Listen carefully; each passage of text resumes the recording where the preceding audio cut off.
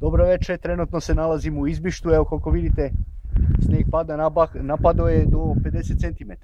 Još uvijek da se nalazimo u pustinji, nikog nema u selu, tako da znate. Znate ovi naredni period i ovog proleća i leta dok je dolazio ovdje kod nas slabo u selu narod izlazio.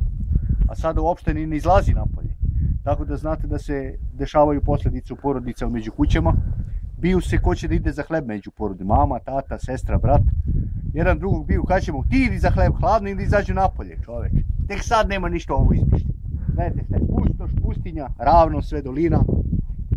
Tako da znate, eto porodično, mama je pre neki dan tukla sina, poslala ga za hleb, on nije teo da ide, kaže mama idi ti ko te jebe. Zima je dečko da izađe napolje, -17. Tek sad je propalo izbište. Nikog ne vidiš, možda vidiš nekog kokošku da prošeta, neko kuće malo, možda zaluda neki vuk iz šume ovamo, Deliblatska peščara i to je sve. Pozdrav, da znate, ovo je stvarno propast. Propala je naša omladina.